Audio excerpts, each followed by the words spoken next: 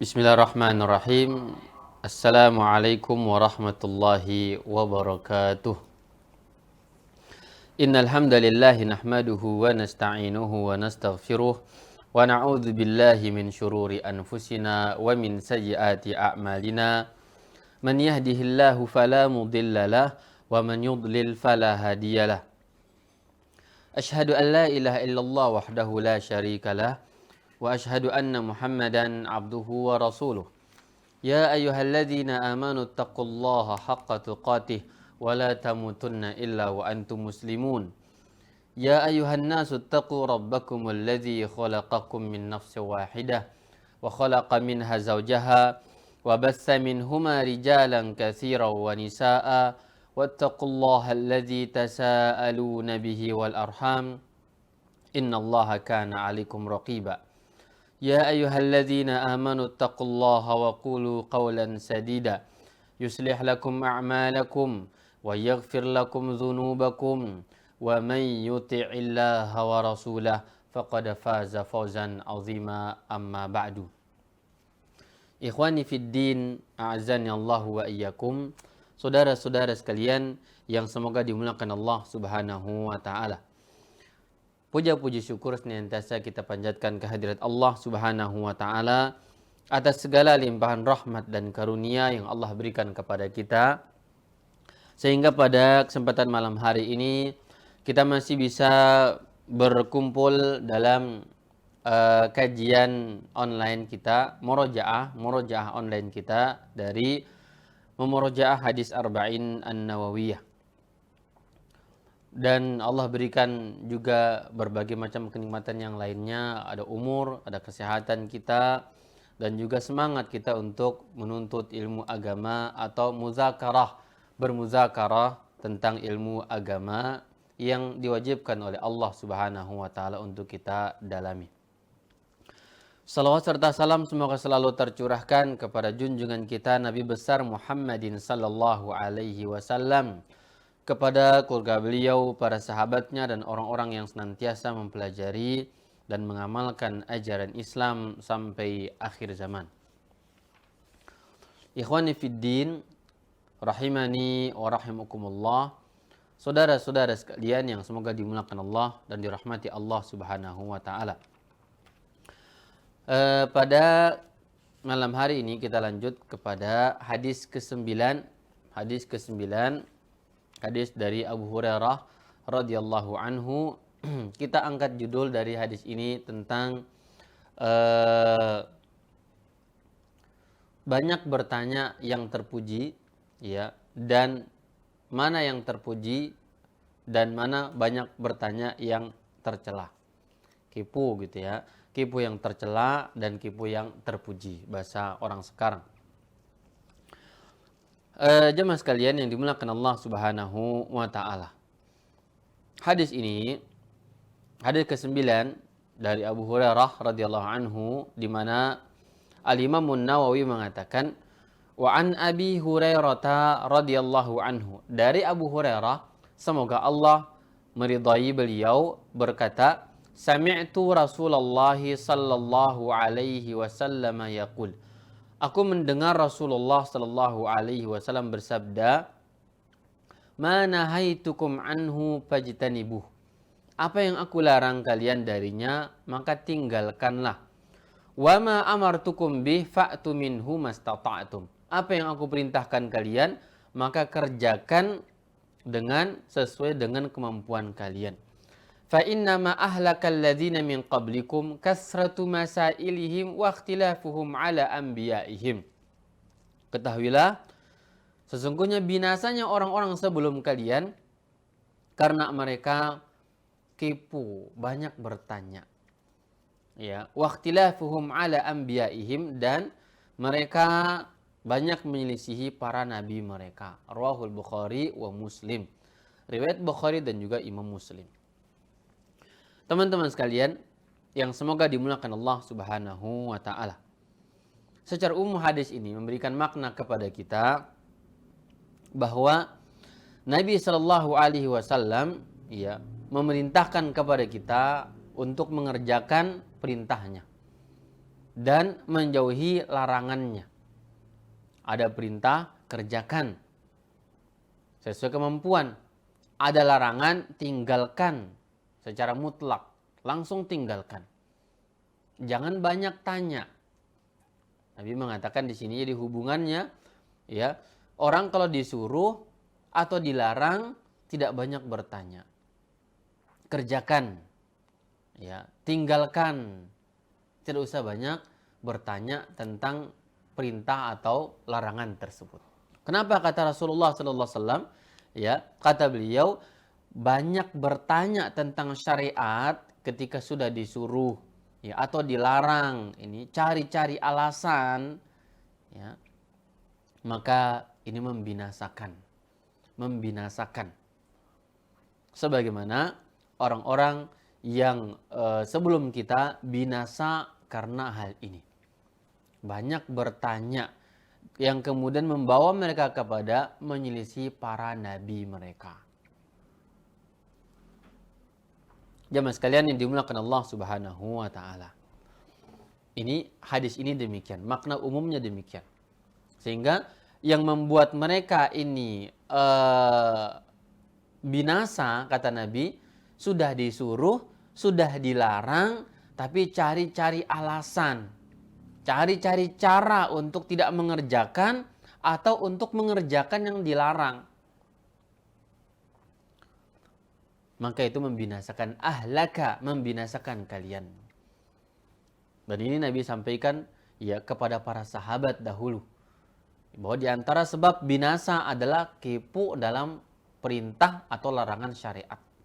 Sudah perintah itu dikerjakan, larangan itu ditinggalkan, selesai. Baik, maka dalam hal ini, ya, hadis ini datang ada asbabul wurud, ada sababul wurudnya. Sebab datangnya hadis ini ada disebutkan oleh para ulama kita, bahwasanya dari Abu Hurairah juga qala khatabana Rasulullah sallallahu alaihi wasallam faqala. Suatu hari Nabi sallallahu alaihi wasallam berkhutbah kepada kami, menyampaikan sebuah nasihat, ceramah, khutbah. Maka beliau berkata, "Ya ayuhan nasu, qad faradallahu alaikumul hajja fahajju." Kata Rasulullah, "Wahai sekalian manusia, Allah telah perintahkan kepada kalian untuk berhaji. Maka kerjakan haji tersebut." Kerjakan haji, ini perintah. Faqala rajulun, ada salah seorang laki-laki dari kalangan mereka bertanya, "Akulla amin ya Rasulullah?" Akulla amin ya Rasulullah. Ya wahai Rasulullah, apakah setiap tahun kita berhaji? Fasakata hatta qalaha salasan. Nabi pun terdiam sampai belum mengulang. Ya. Hatta qalaha salasan. Orang itu bertanya. Orang itu mengatakan, "Akulla amin ya Rasulullah? Akulla amin ya Rasulullah?" Faqala Rasulullah sallallahu alaihi wasallam, "Lau qultu na'am lawajabat wala mastata'tum." Kata Nabi, kalau aku katakan iya ketika Anda bertanya atas sebuah perintah tadi, disuruh berhaji, tanya lagi, "Ya Rasulullah, setiap tahun atau seperti apa wahai Rasulullah?" Nabi terdiam. Kenapa diam? Kalau Nabi mengatakan iya, akan wajib haji setiap tahun. Ini berat. Maka lawajabat dia akan wajib setiap tahunnya, wala mastata'tum, dan kalian pasti tidak akan melakukannya. Summa qala, kemudian beliau mengatakan, "Zaruni ma taraktukum." Biarkan, ambil saja apa yang aku tinggalkan untuk kalian. Ambil, ketika aku suruh kerjakan. Fa inna ma uhlika man kana qablakum bisu'alihim wa ikhtilafihim ala anbiya'ihim.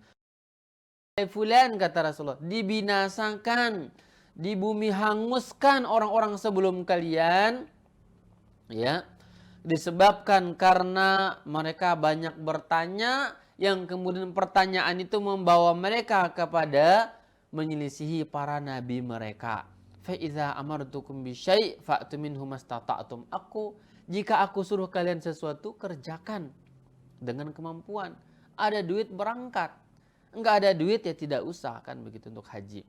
Wa idza nahaitukum an syai' fada'u. Jika aku larang kalian dari sesuatu, tinggalkan segera. Tinggalkan segera. Jadi ini namanya sababul wurud hadis, sebab datangnya hadis ini. Sebab datangnya hadis. Jadi ketika munculnya hadis ini dengan ada sebab tadi. Ya, ada orang bertanya, Nabi suruh untuk mengerjakan ibadah haji.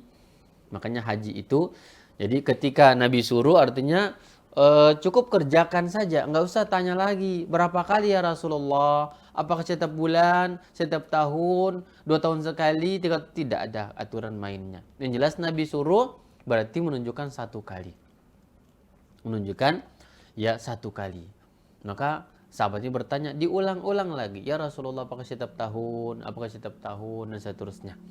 Ya, Nabi mengatakan, kalau aku katakan iya, akan wajib dan pasti kalian akan ya kesulitan mengerjakan yang namanya haji. Karena jelas ya, lumrah dan maklum sekali yang namanya haji di Mekah sana, dan setiap kaum muslimin diwajibkan setiap tahun, ini sangat berat untuk dikerjakan.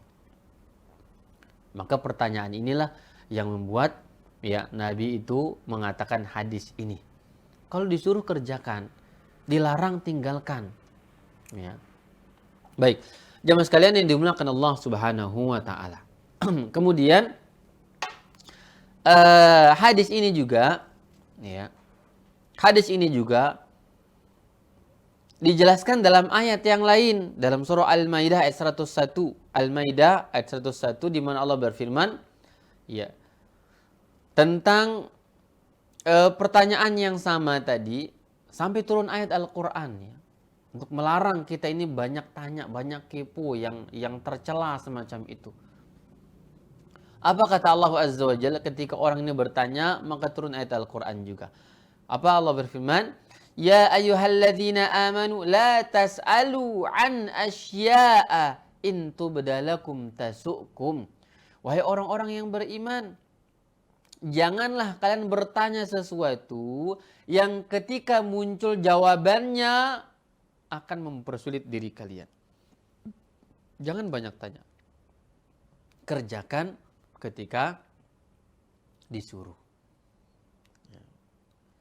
Ikhwani fid din, a'azzani Allahu wa iyyakum. Dalam hadis ini ada 4 poin penting yang harus kita fahami ya, secara garis besar ya. Pertama, Nabi mengatakan, "Ma nahaitukum anhu fajtanibuh." Apa yang aku larang, tinggalkan. Ini kaidah dalam kita beragama sekaligus. Semua larangan, hukum asalnya segera ditinggalkan. Ya. Apa yang dilarang banyak sekali ya. Tinggalkan saja. Dari sini ya para ulama kita berbeda pendapat ya.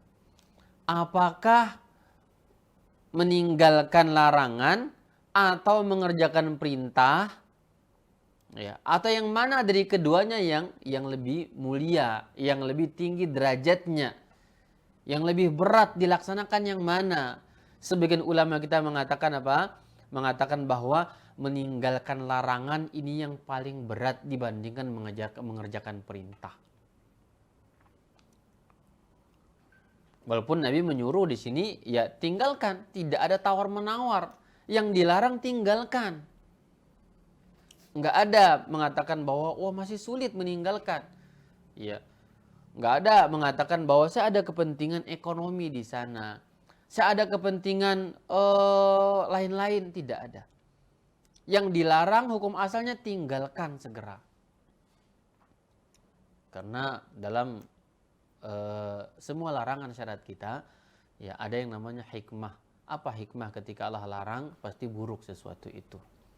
Dari sini Syekh Abdurrahman Nasir Sa'di mengatakan di dalam qawaidnya, Qawaidul Jami'ah, Manzumah Qawaidul Jami'ah, ya, karang Syekh Sa'di mengatakan bahwa wama naha syari' Ya. Dan apa yang dilarang oleh syariat, ya, ma nahasyari'u an syai'in, tidaklah syariat ini melarang dari sesuatu illa wa fihi mafsadatun, kecuali di sana ada mafsadat, kata beliau. Khalisatan aw rajihatan. Bisa jadi itu murni mafsadat buruk atau mafsadatnya rajihatan, itu lebih dominan. Maka tinggalkan, tidak ada ya kebaikan di sana dalam sebuah larangan syariat. Ya, tinggalkan segera. Karena pasti buruk itu. Sebuah larangan itu pasti buruk. Banyak larangan syariat kita ya. Banyak larangan syariat kita. Para ulama kita mengarang buku-buku tentang Mausu'atul Manahi, ya, ensiklopedia larangan-larangan dalam Islam. Yang paling larangan yang paling besar dalam Islam itu adalah ya dilarangnya kita berbuat syirik kepada Allah Azza wa Jalla.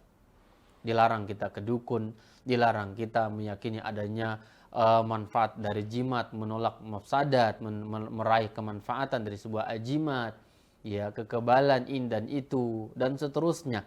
Ini yang paling besar larangan syariat. Kemudian berikutnya kepada dosa-dosa besar yang lainnya, membunuh, ya, dan seterusnya. Maka di sini para ulama kita mengatakan, ya, meninggalkan larangan itu afdal daripada mengerjakan sebuah perintah, kata mereka. Fajtanibuh, ya. Dan lafaz fajtanibuh ini menunjukkan bahwa yang dilarang syariat itu adalah hukum asalnya adalah haram, kata para ulama kita. Yang ketika orang menerjang sebuah larangan, dilarang tapi mengerjakannya, maka dia berdosa. Dia berdosa. Yang dilarang oleh Rasulullah sallallahu alaihi wasallam maka tinggalkan. Maka di sini menjadi dalil bagi kita sebagai orang Islam, orang beriman, bahwa kita di dalam memahami dalil-dalil yang ada, ya, tidak boleh tanya-tanya lagi apakah larangan ini bermaksud haram atau bermaksud makruh misalkan. Tidak pantas demikian. Karena Nabi mengatakan yang dilarang itu tinggalkan semua. Ya. Dari sini kita terkadang, ya, walaupun ada khilaf ulama, ya, kita berbicara masalah isbal, masalah jenggot, masalah rokok, masalah banyak hal yang lain yang terkadang orang terjebak di dalam ini kan makruh saja. Isbal kalau tidak sombong, dengan kata dia kalau tidak sombong ya makruh saja, nggak apa-apa, makruh katanya. Padahal itu larangan, masuk ke dalam hadis larangan Nabi. Ya. Bahkan dalam mazhab Syafi'i mengatakan bahwa orang yang isbal dalam sholat itu sangat-sangat dilarang, sangat haram. Isbal dalam sholat, banyak masyarakat kita demikian. Nabi mengatakan Allah tidak akan melihat orang yang sholat isbal celana. Maka dari sini mazhab Syafi'i mengatakan sebagaimana Al-Imam Syaukani di dalam Nailul Autarnya mengutip, apa kata beliau? Ya, mazhab Syafi'i yaitu sebagaimana Imam Syafi'i mengatakan, kutipan Syaukani dan Autarnya, diharamkan isbal dalam sholat. Bahkan sekumpulan ulama di dalam buku fikih Muyassar mengatakan termasuk pembatal sholat itu isbal dalam sholat. Apa itu isbal? Menjulurkan jubah bagi laki-laki ini, ya, jubah atau sarung atau celana di bawah mata kaki. Ya. Ini diharamkan. Dan kalau di luar sholat dimakruhkan, dibenci oleh Allah Subhanahu wa taala. Berdasarkan kepada hadis Nabi sallallahu alaihi wasallam, kata Nabi, ya, ma asfala minal ka'baini minal izari fa finnar.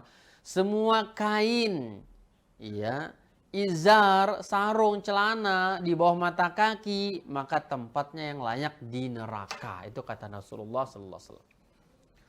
Kemudian ulama kita berbeda pendapat dalam hal itu. Sebagian mengatakan, oh kalau ini kalau sombong, karena ada hadis yang mentakyidkan hukum dengan kesombongan. Neraka ditakyidkan kalau sombong. Kalau tidak sombong, ya maka makruh saja, kata mereka. Nah, hal semacam ini bagi kita orang Islam, terlepas dari khilaf ulama dalam hal ini, maka yang terbaik bagi kita, Rasul larang apa? Kewajiban kita tinggalkan. Ada ancaman neraka, ancaman Allah tidak akan melihatnya, ancaman kesombongan dirinya, sudah tinggalkan saja. Nggak usah banyak-banyak bertanya. Apakah ada khilaf di sana?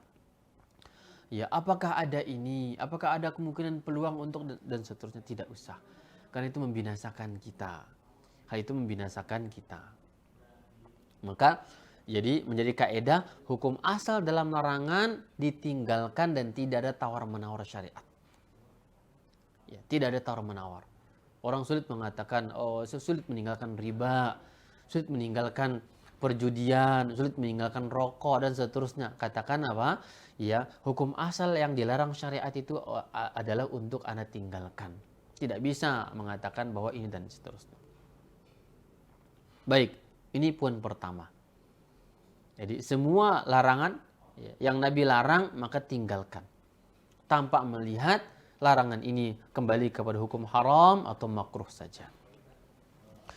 Wa ma amartukum bi fa'tu minhu mastata'tum. Penggalian kedua dari hadis ini, dan apa yang aku suruh kalian, ya, fa'tu minhu mastata'tum, kerjakan sesuai kemampuan kalian. Kerjakan sesuai kemampuan kalian. Tadi maaf kalau tentang larangan ini ya, ada banyak lafaz larangan dalam syariat ya, yang membawa kepada haram misalkan ya. Apa diantaranya misalkan ada lafaz-lafaz syariat. Iyakum, ya, kata Nabi, jauhilah oleh kalian perkara ini dan seterusnya. Nabi menyuruh meninggalkan. Berarti perkara itu hukumnya haram, terlarang, dilarang dalam agama kita. Nabi katakan, wa iyakum wa muhdatsatil umur. Hati-hatilah oleh kalian, jauhilah oleh kalian perkara yang dibuat-buat dalam agama, yang menyerupai syariat, mirip dengan syariat, yang dikenal dengan bid'ah dalam agama. Ya. Jadi bid'ah itu apa kata ulama? Berdasarkan hadis Nabi itu terlarang. Apa itu bid'ah? Perbuatan yang mirip syariat. Apa? Dia sholat, puasa, haji, zakat, baca Quran, zikir, dan seterusnya. Mirip syariat. Itu namanya bid'ah. Tidak dicontohkan Rasulullah, tapi memang mirip syariat. Ya, jadi nggak ada alasan orang mengatakan, kan ini baik. Kan ini baik. Tidak. Justru yang baik dianggap oleh kita, yang menyerupai syariat, itulah namanya bid'ah. Karena bid'ah itu bukan orang berzina. Bid'ah yang dimaksud agama itu bukan orang membunuh, tidak. Yang bid'ah itu namanya adalah sesuatu yang mirip syariat. Dia tilawah Quran, dia zikir, dia sholat, dia mengerjakan sedekah dan seterusnya. Namun ketika tata cara, penempatan, teknis pelaksanaan, waktu, dan bilangan, jumlah dan seterusnya tidak sama dengan syariat, masuk ke dalam kategori bid'ah sebagaimana rincian-rincian para ulama dalam hal itu. Itu diantaranya ya, lafaz larangan. Ada lagi misalkan lafaz larangan. Ya, Nabi mengatakan di sini kan naha ya, artinya melarang. La misalkan juga ada demikian, la taf'al, jangan kerjakan. Atau larangan ini dalam konteks lain misalkan siyak. Redaksi lainnya itu misalkan seperti apa? Ya, Nabi ancam pelakunya dengan adanya dosa, adanya hukum di dunia, penegakan hukum bagi dia, hudud. Ya. Atau di akhirat ada ancaman dosa, atau dilaknat pelakunya dan seterusnya. Ini bermakna larangan yang segera ditinggalkan. Nabi melarang orang bertato, Nabi melarang perempuan yang minta ditato, Nabi melarang untuk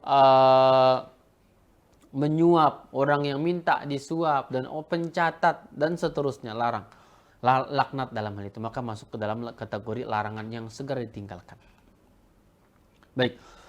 Penggalan kedua, wa ma amartukum bi fa'tu minhu mastata'tum. Apa yang aku suruh, kerjakan sesuai kemampuan kalian. Dari sini ulama mengatakan bahwa mengerjakan perintah ini lebih mulia daripada meninggalkan larangan tadi. Kenapa? Kalau larangan itu tidak ada tawar-menawar, tinggalkan, gampang kata mereka. Meninggalkan larangan itu gampang. Berbeda dengan mengerjakan perintah. Dia butuh niat ibadah.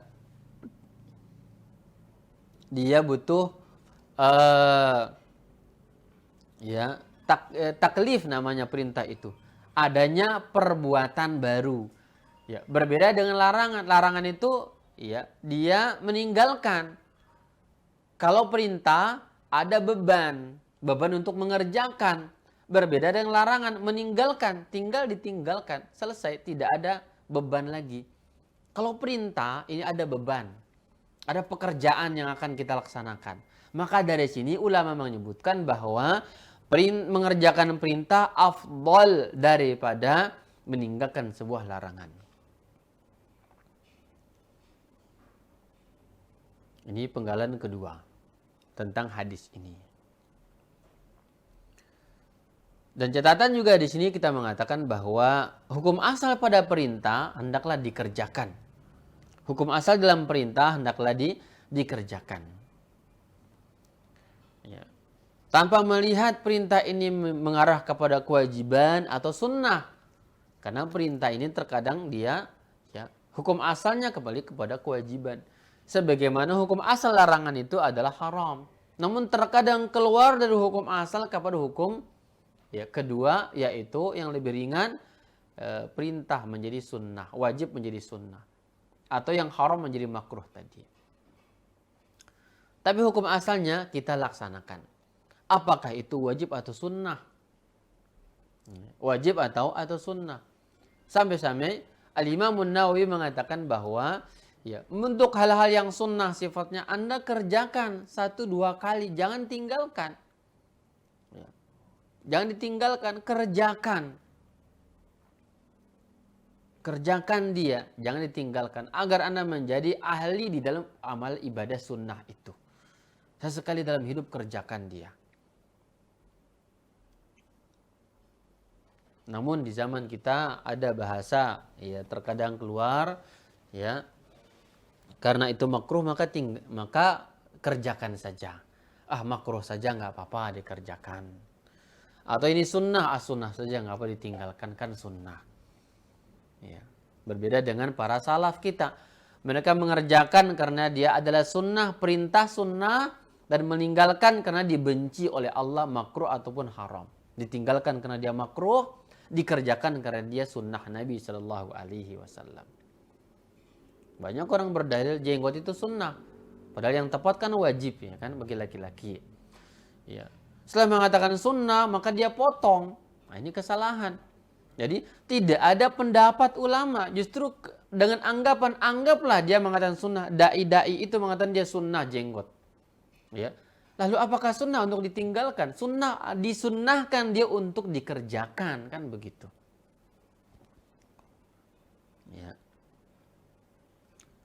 Diperintahkan sunnah untuk dikerjakan. Padahal pendapat yang tepat bahwa jenggot itu tidak ada khilaf ulama tentang hukumnya, yaitu wajib. Ijma ulama akan kewajiban jenggot bagi laki-laki. Khilaf terjadi tentang hukum memangkas, memotong melebihi genggaman seperti ini. Potong di sini Maka di situ khilaf ulama. Nah ini jadi banyak orang terjatuh, banyak dai-dai kita terjatuh dalam kesalahan. Dengan anggapan nggak wajib pun, sunnah pun dia menyelisihi sunnah Nabi berarti. Ini satu contoh. Kemudian di sini Nabi menyebutkan mastata'tum, sesuai dengan kemampuan kalian. Nah, di sini para ulama memberikan penjelasan bahwa yang namanya perintah kerjakan sesuai dengan kemampuan. Contohnya misalkan dalam sholat, nggak mau berdiri, sholat duduk. Sholat wajib, hukum asal dia berdiri. Di antara rukun sholat wajib adalah al-qiyam, berdiri dalam mengerjakannya. Nggak mampu berdiri, boleh duduk. Nggak bisa duduk, berbaring, kerjakan. Ini namanya kerjakan perintah sesuai dengan kemampuan yang ada. Bukan meninggalkan. Tapi kerjakan sesuai kemampuan. Dia punya duit 1 juta, ya, atau tidak 1 juta, ya, 100.000 misalkan. Hasil dagang atau apa 100.000. Ada orang minta sumbangan, minta sedekah. Dia mampu bersedekah, ya. Dia mengatakan, kan hadis Nabi mengatakan, ya, mastata'tum, kerjakan perintah sesuai dengan kemampuannya. Kata dia. Dengan itu berdalil dia tidak bersedekah. Saya nggak mampu padahal dia punya. Artinya apa? Sesuai kemampuan di sini, sedekahkan Anda mampu berapa, kan begitu. Kerjakan tapi sesuai kemampuan yang Anda miliki. Sholat nggak bisa berdiri, ya duduk.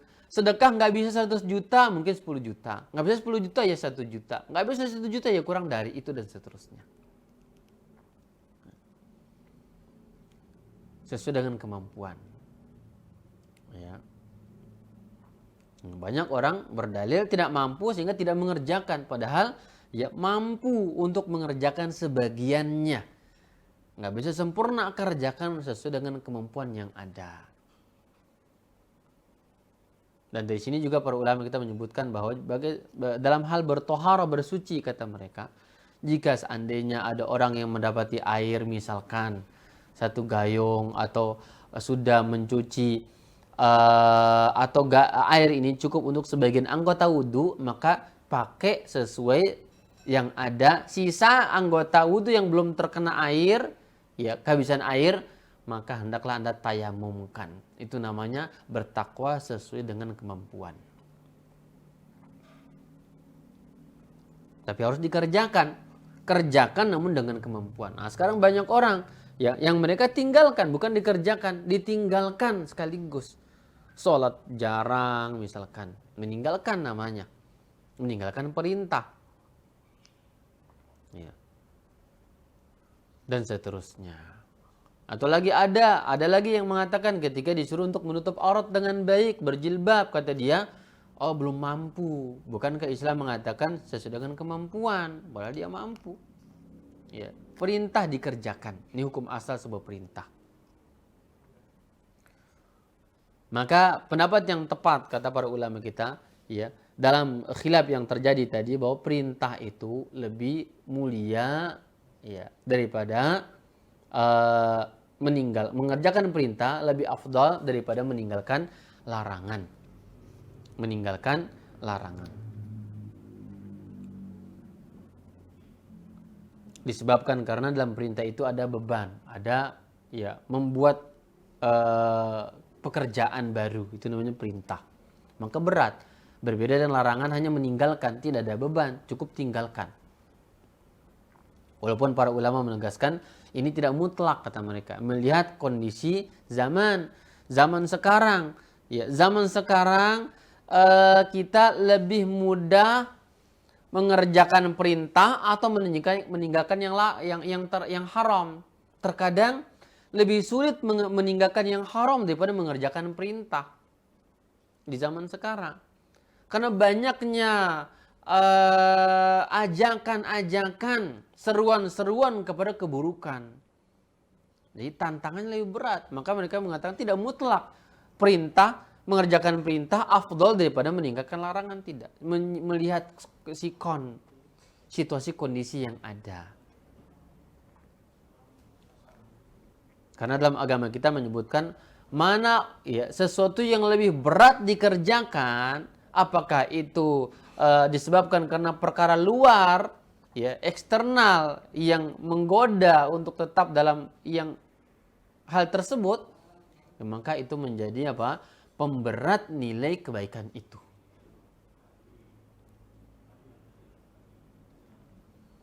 Jemaah sekalian yang dimuliakan Allah Subhanahu wa taala, maka di sini Nabi mengatakan setelah menyebutkan ada larangan yang harus segera ditinggalkan dan ada perintah yang dikerjakan sesuai dengan kemampuan, maka ya kemudian Nabi memberikan komentar, binasanya orang sebelum kalian itu mereka tidak mengerjakan perintah dan tidak menjauhi larangan disebabkan karena banyak tanya mereka.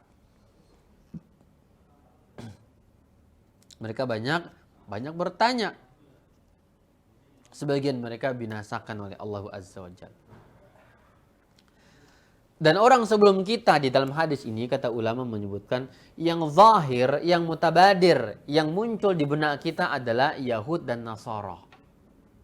Ini maksudnya, bukan yang lainnya. Yahud dan Nasara. Ya, walaupun kata Syekh Muhammad bin Sulaiman, ya, mencakup juga orang-orang sebelum dari kaum Nuh, kaum Mud, dan seterusnya, Ibrahim dan semisalnya. Ya. Karena terjadinya banyak penyimpangan ini yang Al-Quran banyak rekam adalah Yahud dan Nasara. Yahud misalkan disuruh untuk apa? Nyembelih sapi. Fazbahu baqarah. Ya. Kemudian mereka mengatakan, warnanya apa? Apakah dia sudah dipakai atau belum? Ya. Daripada sapi betina itu. Ya. Yang umur berapa? Dan semisalnya. Maka dengan sebab itu mereka binasa. Kemudian juga di sini disebutkan bahwa ya, salah satu contoh yang terjadi di zaman para sahabat, misalkan di zaman sahabat di mana ada orang yang bertanya kepada Abdullah bin Umar. Abdullah bin Umar mengatakan bahwa Rasulullah sallallahu alaihi wasallam beliau itu ya mencium Hajar Aswad. Ya, jika mampu mencium Hajar Aswad. Ada laki-laki bertanya, wahai Abdullah bin Umar, bagaimana kalau ramai? Bagaimana kalau ada orang yang mendahului saya? Bagaimana jika ada orang yang... Dan seterusnya banyak tanya. Apa kata beliau? Diam Anda. Nabi hanya menyuruh jika Anda mampu kerjakan. Jika tidak ya tinggalkan. Ini kata Abdullah bin Umar. Ya, jadi tidak usah banyak bertanya. Nah maka... Dalam hal ini, bertanya dalam hal ini kita perlu ada beberapa rincian. Ada bertanya yang terpuji, ada bertanya yang tercela, kepo gitu ya. Orang bahasa orang sekarang tuh kepo. Ada kepo yang terpuji, yang mahmud, ada kepo yang mazmum, yang tercela. Yang terpuji seperti apa? Yang terpuji itu yaitu kepo kepada dalil syariat, ya, bagaimana melaksanakannya. Ini kepo yang terpuji. Ya. Tahu dia ada perintah untuk sholat, maka dia bertanya, Ustadz, wahai syekh atau yang lainnya, bagaimana tata cara sholat ini? Bagaimana pelaksanaannya? Saya pengen sholat. Ya, karena para sahabat itu bertanya untuk beramal. Untuk beramal. Ya. Bertanya tentang bagaimana pelaksanaannya agar dia bisa mengerjakannya. Ini yang terpuji.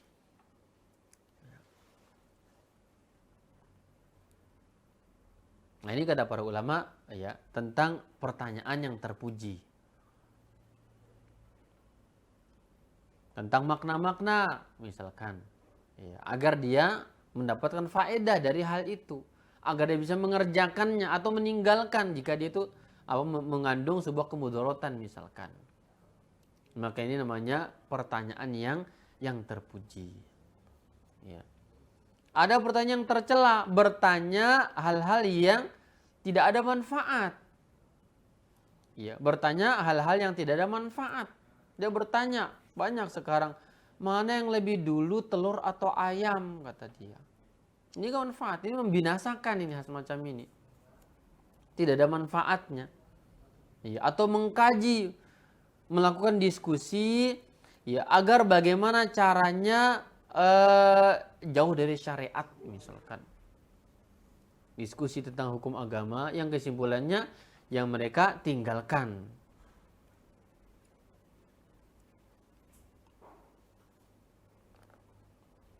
Jemaah sekalian yang dimuliakan Allah Subhanahu wa taala. Maka apa kata Al-Imam Ibnu Rajab ya Al-Hambali rahimahullahu taala, "Falladhi yata'ayyanu 'alal muslim al-i'tina'u bihi wal ihtimamu bihi an yabhasa 'amma ja'an rasul anillahi wa rasulihi sallallahu alaihi wasallam thumma yajtahidu fi fahmi dzalika wal wuqufi 'ala ma'ani." Kata beliau, yang wajib bagi seorang muslim itu ketika mendengar sebuah perintah atau larangan, dia perhatian membahas tentang apa yang rincian yang datang dari Allah dan Rasulnya sallallahu alaihi wasallam, kemudian dia bersungguh-sungguh untuk memahami keduanya, memahami hal tersebut.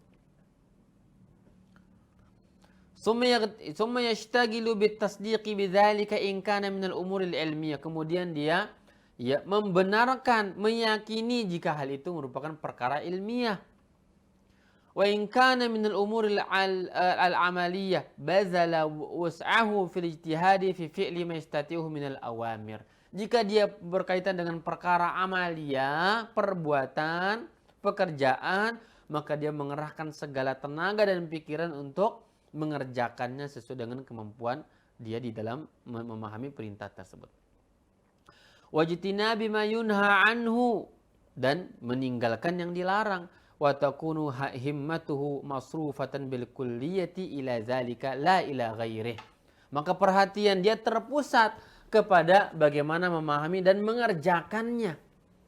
Ini yang kewajiban seorang muslim. Sebagaimana inilah pertanyaan Nabi dan para sahabatnya. Mereka bertanya untuk beramal. Bertanya untuk beramal. Ada sahabat bertanya, ya Rasulullah, ya, kapan hari kiamat? Masya Allah, pertanyaan yang luar biasa. Kapan hari kiamat? Ya. Maka Nabi mengatakan, Maza a'datta laha, ya wahai fulan. Apa yang anda persiapkan menghadapi hari kiamat? Apa kata dia? Hubbullahi wa rasuluh, cinta Allah dan Rasulnya saja. Modal cinta, maka Nabi mengatakan, wahai fulan, ya, anta ma'aman ahbabta, engkau akan dikumpul kelak bersama orang yang engkau cintai. Jadi modal dia menghadapi hari kiamat, cinta Allah, cinta Rasul. Bukan sekedar cinta dari lisan, ya. Bukan cinta omong kosong, tapi dia cinta beramal, dia jihad, berperang, menghunus pedang bersama Rasulullah. Dan seterusnya. Ada lagi sahabat bertanya, Rasulullah, tunjukkan aku sebuah amalan yang aku tidak akan tanya kepada yang lainnya. Ya. Maka Nabi mengajarkan tentang syariat Islam.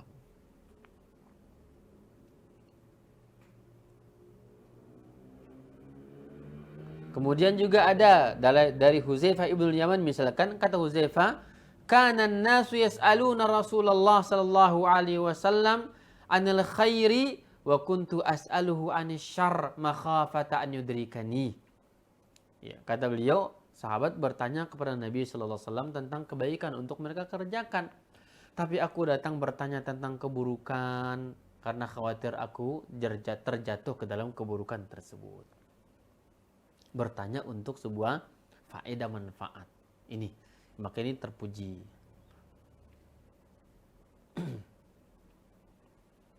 Jemaah sekalian yang dimuliakan Allah Subhanahu wa taala.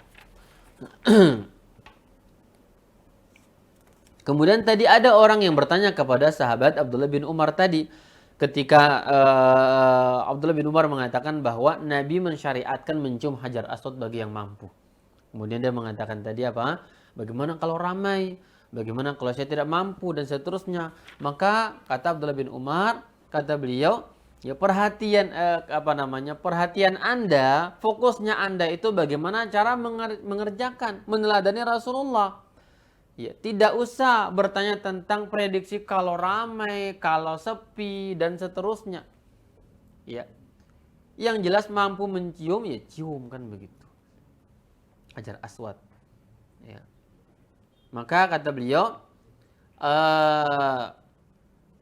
wala hajata ila fardil ajiz an dzalika aw ta'assurihi qabla wuqu'ihi. Maka Al-Imam Ibnu Rajab memberikan penjelasan, tidak ada hajat, tidak butuh kita itu memprediksi jika mampu atau tidak, kata. Padahal belum mengerjakannya. Ini pertanyaan yang tidak manfaat. Fa in tafaqquha fid din wa su'al 'anil ilmi innama yuhmadu idza kana lil amal. Sesungguhnya bertafaqquh dalam agama, bertanya tentang ilmu, dia dipuji jika untuk diamalkan.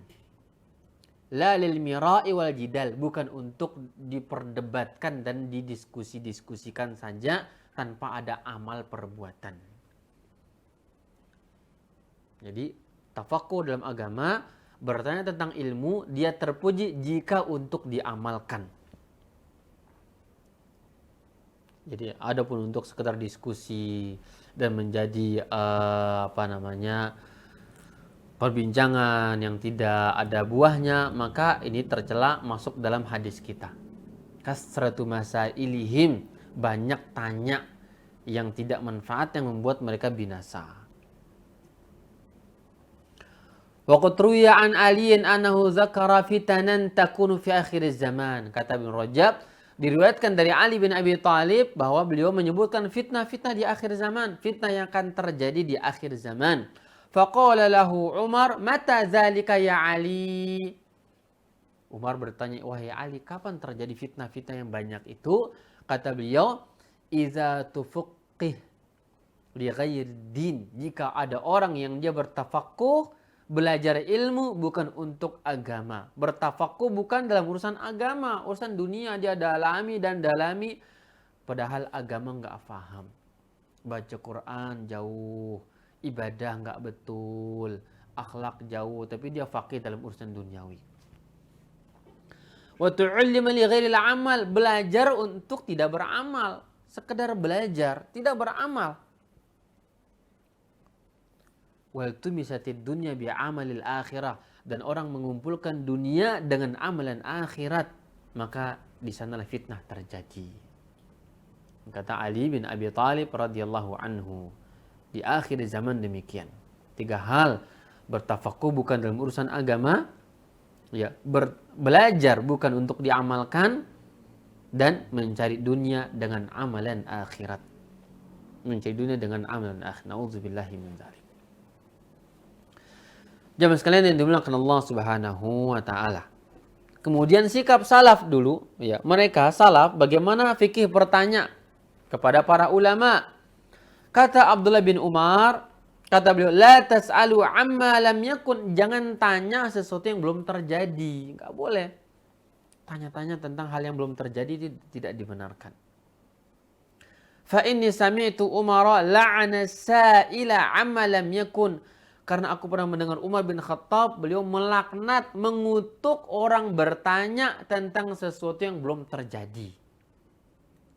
Nggak ada manfaat. Paling hanya menjadi wawasan. Menjadi wawasan belaka yang selalu ditanya, bagaimana saya masuk surga kelak, bagaimana saya terhindar dari api neraka, bagaimana anak-anak saya bersama saya di surga kelak. Bagaimana anak istri saya keluar dari api neraka dan tidak terancam darinya? Ini pertanyaan yang seharusnya. Bagaimana kiat-kiat saya bisa bersedekah? Ya, beramal kebaikan.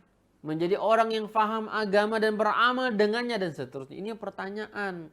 Jangan tanya hal-hal yang tidak-tidak. Jamaah sekalian yang dimuliakan Allah Subhanahu wa taala. Maka kata Ibnu Umar dulu jika ada orang bertanya tentang urusan yang belum terjadi, maka dia laknat, dikutuk orang itu. Mungkin bahasa kita, mampus kamu, mampus. Ya, ini bahasa Umar mungkin ya. Karena enggak manfaat. Bertanya tentang hal itu enggak ada manfaat. Maka tanyalah tentang apa yang mungkin Anda mampu kerjakan saat ini. Bagaimana agar bisa bangun malam gitu kan ya. Bagaimana agar saya bisa sholat witir. Bagaimana membiasakan agar bisa sholat duha. Bagaimana agar bisa berzikir khusyuk dalam zikir. Agar khusyuk dalam sholat. Ini pertanyaan yang kadang nggak pernah muncul dalam diri kita. Tanya tentang hal-hal yang tinggi-tinggi. Ya. Tentang fulan dan seterusnya. Tapi kita sendiri pertanyaan untuk diri kita tidak ada. Meningkatkan ibadah, meningkatkan ketakwaan ini jarang. Jemaah sekalian yang dimuliakan Allah Subhanahu wa taala. Asy-Sya'bi ditanya, "Su'ila Ammarun an mas'alatin." Ammar ditanya tentang sebuah persoalan. Faqala, "Hal kana hadza ba'du?" Ammar bertanya lagi kepada si penanya, apakah ini sudah terjadi atau belum? Qalu la, mereka bertanya tidak. Faqala, "Fada'una hatta yakun." Jangan tanya sampai dia terjadi, maka baru saya jawab. Kata Ammar radhiyallahu anhu. Jamaah sekalian yang dimuliakan Allah Subhanahu wa taala. Kemudian di antara makna dari kasratu masailihim, banyak tanya kepo yang tercela di sini yang menyebabkan kebinasaan Apa kata Isa bin Yunus? Hiya ma la yahtaju ilaihi min kaifa wa kaifa. Dia adalah pertanyaan tentang sesuatu yang tidak dibutuhkan. Tentang bagaimana jika begini, dan seterusnya. Tidak usah tanya. Kerjakan dulu. Karena banyak tanya membuat sedih terkadang. Membuat bingung. Membuat kita lalai. Membuat kita menjadi syubhat, terjatuh dalam perkara-perkara syubhat. Jadinya tidak beramal. Yang seharusnya sudah kerjakan saja. Disuruh kerjakan. Jamaah sekalian yang dimuliakan Allah Subhanahu wa taala. Al-Hasan Al-Basri mengatakan, "Syiraru ibadillahi alladhina yattabi'una syiraral masail." Kata beliau, seburuk-buruk hamba Allah adalah mereka yang mengikuti perkembangan perkara-perkara yang buruk, pertanyaan yang tidak ada manfaatnya. Ikut terus dia perkembangan media, informasi yang ada yang tidak ada manfaatnya. Kata beliau, Hasan Al-Basri mengatakan, seburuk-buruk manusia demikian. Karena pasti hanya berupa wawasan dan tidak ada manfaat apa-apa untuk diri dia. Auza'i mengatakan, innallaha iza arada an yahruma 'abdahu barakatal ilmi alqa 'ala lisanihil maghalid. Wa falaqad ra'aituhum aqallan nasi ilma. Kata beliau, jika Allah menghendaki menjauhkan keberkahan ilmu dari seseorang, maka Allah Subhanahu wa taala tanamkan hal-hal yang tidak manfaat di dalam lisan dia.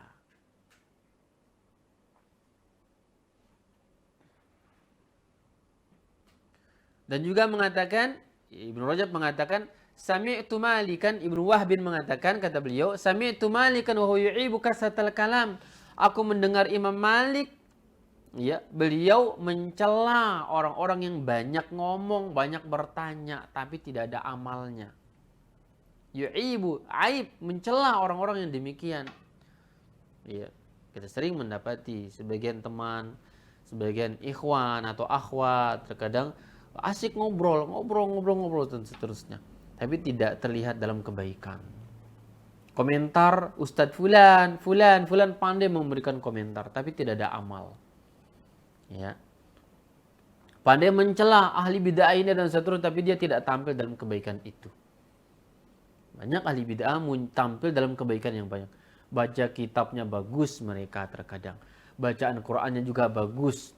Sedekahnya banyak. Tergelincir dalam satu perkara bid'ah, Anda jadikan sebagai bahan-bahan majelis yang Anda cela seterusnya. Tapi Anda dalam sedekah juga orang yang kikir, dalam ibadah juga malas, dalam bacaan Quran juga jauh daripada mereka. Dan jangan kita lah orang-orang yang tercela dalam hal ini. Yang Imam Malik mengatakan, yu'ibu kasratal kalam, mencela orang yang banyak berbicara dan tidak beramal. Banyak memberikan komentar tentang ini dan fulan dan seterusnya. Hanya bisa memberikan menyalahkan, tapi tidak bisa memberikan solusi dari kepada mereka. Jemaah sekalian dimuliakan Allah Subhanahu wa taala. Maka Al-Imam Ibnu Rajab mengatakan dalam hal ini bahwa tiga macam manusia dalam pertanyaan, dalam bertanya. Yang pertama kata beliau, atba' ahlil hadis. Sebagian pengikut ahli hadis, sadda babal masail. Mereka tidak mau bertanya. Ada demikian kelompok pengikut ahli hadis madrasah muhaddisin dahulu. Mereka dilarang bertanya. Hatta qala fiqhu wa ilmuh. Sampai mereka nggak faham apa yang mereka tahu tentang hadis-hadis, tentang ayat-ayat. Nggak faham karena dilarang bertanya. Ini pun salah.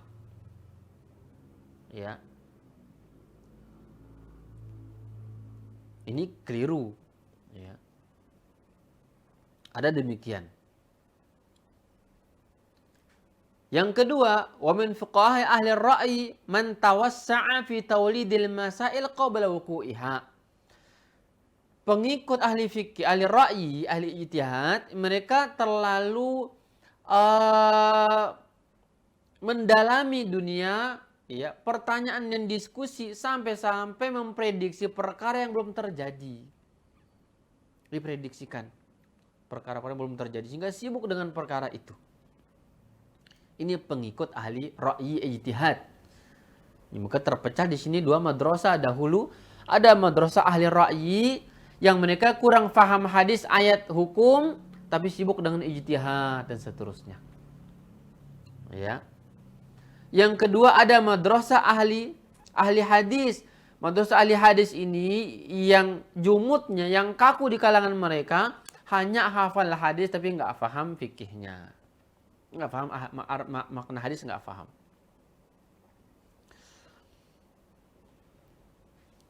Yang ketiga kata beliau, wa amma fuqaha'u ahli hadis la'amiluna bih fa inna mu'azzama hammihim al-bahsu an ma'ani kitabillahi azza wa jal wa ma yufassiruhu minas sunanis sahihati wa kalami sahabati wa tabi'ina lahum bi ihsanin.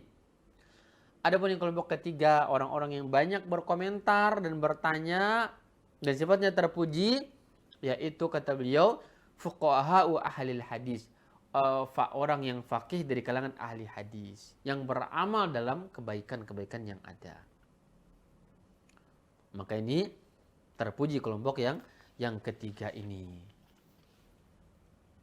Kalau ahli ra'yi banyak berkomentar tanpa dalil, ini salah. Ya, masuk dalam hadis kita, larangan banyak bertanya dan banyak berkomentar.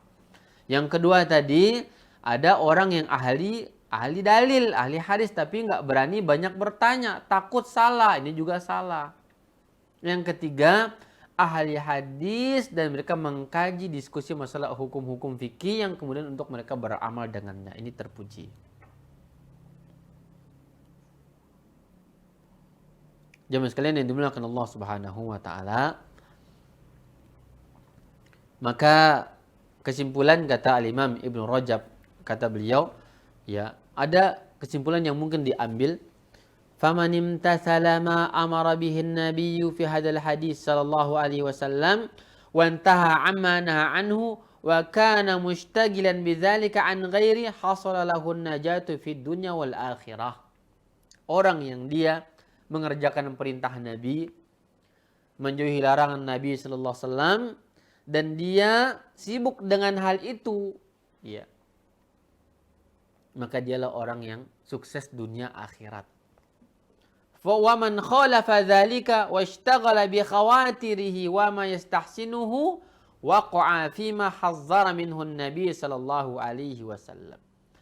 Barang siapa yang sibuk dengan kekhawatirannya, dengan prediksi-prediksi kemungkinan ini, kemungkinan itu, dan tidak beramal, larangan tidak dijauhi, perintah tidak dikerjakan, sibuk dengan prediksi semata dan apa yang dianggap baik oleh dia, maka dia termasuk orang yang jatuh ke dalam larangan hadis ini. Min hali ahlil kitab alladziina halaku bi kasrati masailihim wa ikhtilafihim ala anbiya'ihim. Yang dia akan binasa sebagaimana Nabi kabarkan binasanya orang-orang Yahud dan Nasara, ya, dan banyaknya khilaf mereka kepada para nabi mereka, wa adamu qiyadihim wa ta'atihim li rusulihim, dan menyebabkan mereka tidak taat kepada para nabi dan para rasul mereka. Ini kesimpulan daripada, ya, hadis ini, kata Al-Imam Ibnu Rajab Al-Hambali rahimahullahu ta'ala. Jemaah sekalian yang dimuliakan Allah Azza wa Jal, ini sekira, ya, di antara faedah hadis ini yang bisa kita ambil, ya, bahwa banyak bertanya tentang urusan agama yang tidak berbuah kepada amal ibadah ini tercela masuk ke dalam kategori, ya, dia akan diancam oleh Rasulullah, yaitu binasa dengan sebab banyak tanya tapi tidak beramal.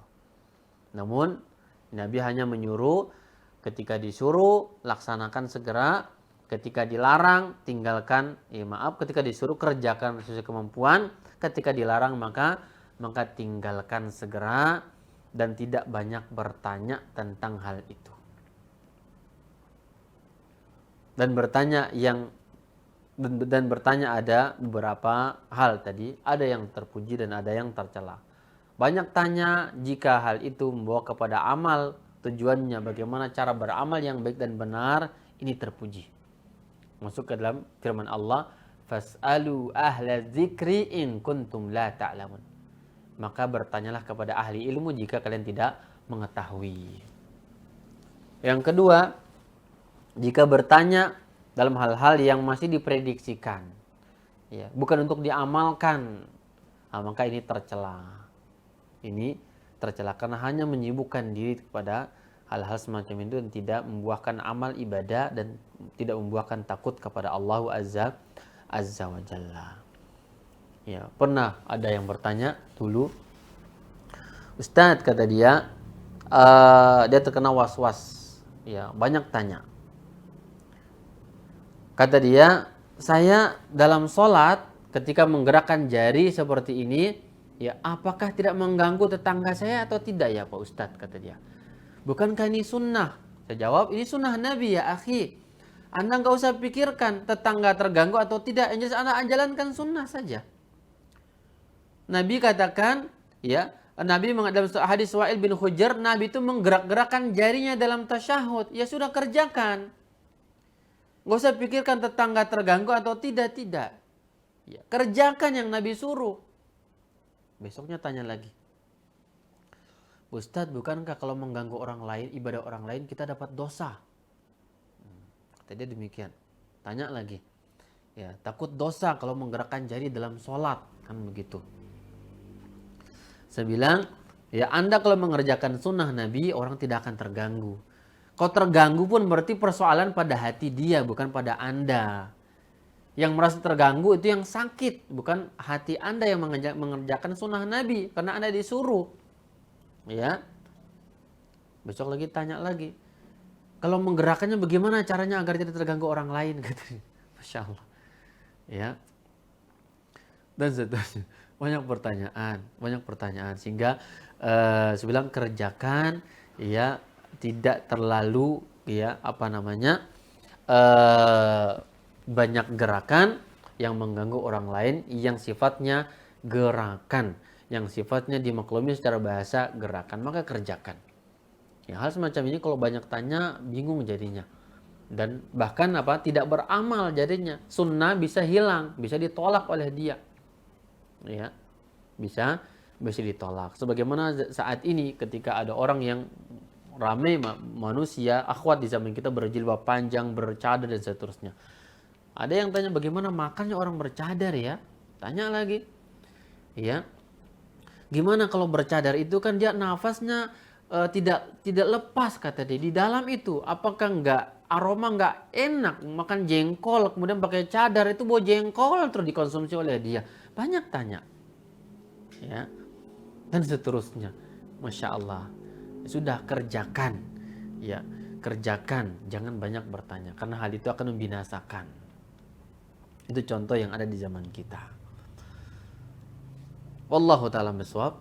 Ikhwan sekalian, ini dapat disampaikan, semoga bermanfaat, ya, kepada semuanya. Ini hanya murojaah, ya, bahan murojaah dari hadis arba'in, dan semoga ada manfaat kepada kita semua.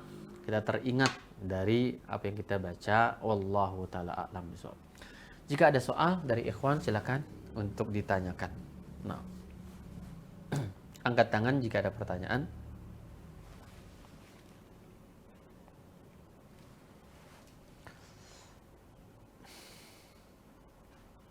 Baik, tidak ada soal? Tidak ada, baik.